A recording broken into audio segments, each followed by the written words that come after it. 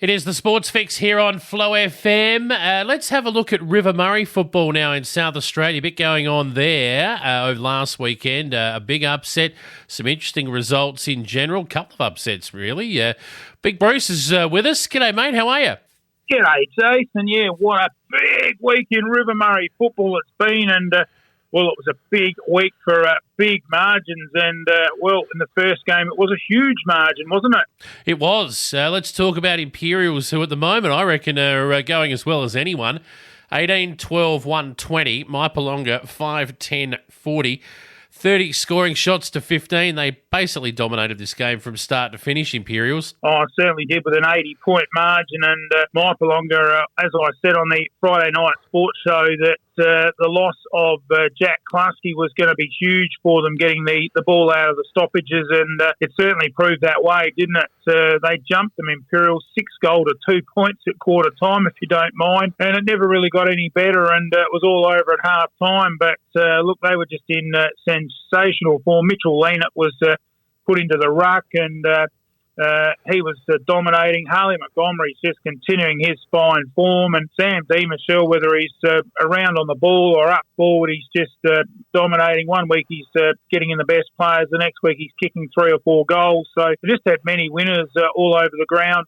Jordan Hine from Maipalonga, who's been down at Sturt, came back to play a game for them, and he was named, I think a young lad too, named Maipo's best, along with their import Tim Atkins, Bodie Stewart, another young one coming through the ranks, and Lachlan Gotch named in Maipo's best. But the thing was the goals, they just couldn't get them, and that was the difference at the end of the day. And it was because the Imps had many goal kickers, including Johnny Boris, who continues on his merry way up forward, and he is just boring them out up there with another 6, if you don't mind, 3 apiece to Ben Gogol, who is now at his 3rd club in River Murray, Ramblers Maipo, and now Imperials, along with a year in between down at Yankalilla last year. So coming back to Imps has just really given them another real strong avenue on ball and down forward.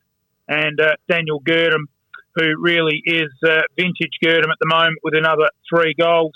Whilst for Maipalonga it was hard to find the multiple goals, just Simon Norris, who's come back this year from injury, 12 months off, kicked 2. And they really are struggling for a big forward. There was some talk James Moss may play 1 game for them, but that didn't eventuate. He went back to the York Peninsula on Friday night after coming up last weekend for the big 300 for Brad Martin. But look, they need certainly more than James Moss. They need 2 or 3 good players in that side, Maipo, to really take it up to any side. And they're going to sit outside that 5, I feel, Jace. Yeah, I tend to agree with you there, Bruce. Tell you what, the race for a top 5 berth includes a couple of clubs. Manham may be in the mix for, maybe even missing out, but not now. On the back of this win against Jervois, they had a good win, 11-11-77. Jervois 7-6-48. Major upset, this one. And look, Manham, we've been waiting for them to kick into gear. Maybe this will kickstart their season, Bruce. Well, it will. It'll definitely give them some confidence, Jace, but they won't get too overconfident, I'll say, on that one, because Jervois unfortunately had 10 listed players not in that side. And look, they've been hit with a bit of COVID and injury. Guys like first-choice players, mate, like, Tate Silverlock and the Barry boys, one of them injured, one was on holidays. These guys are ball carriers. They're in and under type players that get the first use of the footy. So big names were out for Jervois, and not to mention, we better throw him in there because he might give me a call if I don't mention him, Josh Scott. That is just there is the engine room. And when you get the likes of Scott, Silverlock and Dylan Barry and Zane Barry out of the side, they are really in, back to a level below normal. So that's probably the reason that we won't take it all away from Manham, but they certainly had control of the game right through and ended up winning by some 29 points. Let's have a look at the better players. Harrison Hawkins, one of Manham's imports this year, having a very good season. Mitch Eward, Danny Walker, a couple of locals. Whilst for Jervois, it was Casey Robbins, who was under siege down back, Tom Klasky and Mackenzie Hansen. So pretty much looking like the back line there in the best players. They had Tony Gibson back in the side. He was out the week before with injury, and he was named 4th best. For the goal kicking, well, Manham had a lot of avenues to goal, and they were led by the champion who got the Amar medal last year, Blake Tave. He kicked 3, but he was outdone by one of their imports this year, Sebastian Quaney, who smashed through 6 big ones to dominate up forward for the Roos, whilst the Jervois, it was their gun recruit, Josiah Farrar, with 3, one of their only multiple goal kickers. The rest were singles. So, yeah, good win to Manham, and certainly shores them up for finals. Good confidence win. But, look, I wouldn't take too much into it with Jervois having quite a few players unavailable. Well, yep, if you are missing half a side, that's the result in River Murray football.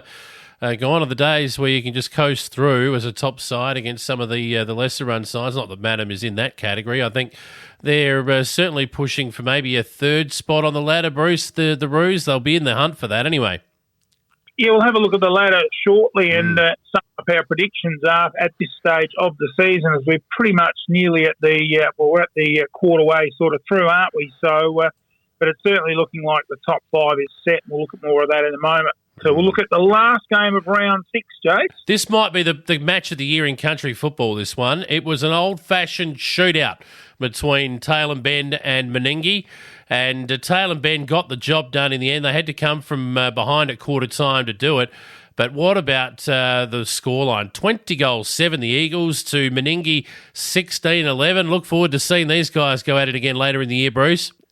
Certainly do, and look, it was a crunch game for the Eagles, and you probably remember me saying on the Friday night sports show that the Friday night footy show that it could well be a high-scoring match, and it proved to be that with 36 goals, which is a record for this season. But look, take nothing away, it wasn't weak backlines. As we know, the Tailem Bend Oval is at Tonka Park. It's a small ground, and that generally sees a bit more high scoring. But look, both sides went in with a busload of talent, and a good come from behind win by Tailem Bend, which is always a good confidence boosting thing. That if you do get down in big games, that you can find something extra in the tank, and the Eagles found that. Let's have a look at the better players. It was Ben Rossi, the former Southern football at Flagstaff Hill. He was named in their best, along with Robbie Young. Well, enough said, Robbie Young, just a champion. Coming from North Adelaide, and kind of smelt up forward, the son of the coach, Corey, who, of course, as we know, was a great footballer and very experienced and played quite a bit for Glenelg in the SANFL. His son really following in Dad's footsteps, Connor, with major goals in 6, just dominating up forward for Meningie. Sam Sanders, Jack Holiday and Nathan Hartman were amongst their best. But, gee, as I said, those 2 Indigenous players that jumped into that side were right on the money there. David Wilson and Clint Walker ran out and certainly gave Meningie a bit extra in their first match. Looking at the goal kickers, as we said, Smelt with 6. Robbie Young, his best game for the Eagles. He smashed through 4 goals, and that's a good performance with Stephen Clay, another one of their Adelaide imports, with 3. Whilst for Meningie, their multiples, good performance. Jack Holiday in his first big best game. He kicked 6. So some big goal kickers around River Murray last weekend. Walker with coming back to Meningie, former junior there with 2, and Brodie Martin not as productive as previous weeks with a couple, along with Sam Sanders. So Sam Sanders had a season a couple of years ago up in the York Peninsula Footy League. He was actually a leading goal kicker up there. I think he was in the top 3, so just mildly putting a few occasional ones through down there for the Bears. But a good win there for Tailem Bend, and certainly shores them up for a finals berth. Certainly does, Bruce. Look, now, before we let you go, that was a wrap of last week, and of course we'll have you back on Friday to preview the matches to come this weekend. We'll also have a check of the ladder. But before we let you go, mate, you've got a rundown of the season's goal kickers for us and the Flow FM Player of the Year, right? Yeah, we'll have a quick look at them in the league. It is, as we said, Johnny Boris just continuing on his merry way with 25, not quite leading the state country leading goal kickers, but right up there, Johnny Boris, and with that big 6 he kicked last weekend, giving him some breathing space from Meningi's Brodie Martin on 19. Connor Smelt smashed home 6 last week to move up to third with 15 ahead of Josh Scott, who, of course, didn't play last week on 14. And Simon Norris, a good performance for Maipo in a side not winning too many games, in 5th spot on 13. And Quaney right with him with that big haul last week on 13 as well. Lachlan Thomas, as we remember, he jumped out of the blocks with 10 in the first match. I think it was 8 in the first match, just 3 goals the next few games. Of course, playing a bit with Sturt as well. So let's look at the league and the reserves. Well, it's 2 real old stages in the reserves. Brad Shield, of course, coming back after 9 or 10 seasons off for the Blues, a dominant River Murray A-grade leading goal kicker. He tops the reserves on 18, followed by the 300 gamer a couple of weeks ago, Brad Martin on 17 from Maipo, and Guy Hewitt from Tailem Bend on 12. Under 18s, it's Jaden Mole from Imperials. He's just running away with it in this competition. He's 14 ahead of his nearest rival, Jaden Dawson, who's on 11, and Mole's on 25.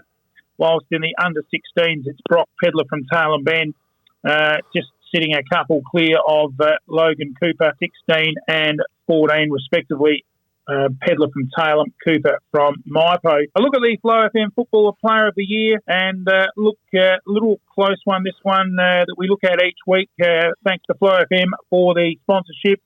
And it was a great round of football last week, which seen the 3 votes go to Ben Rossi from Tailem Bend, Mitchell Leanett from Imperials, and Harrison Hawkins, one of the imports at Manham this year.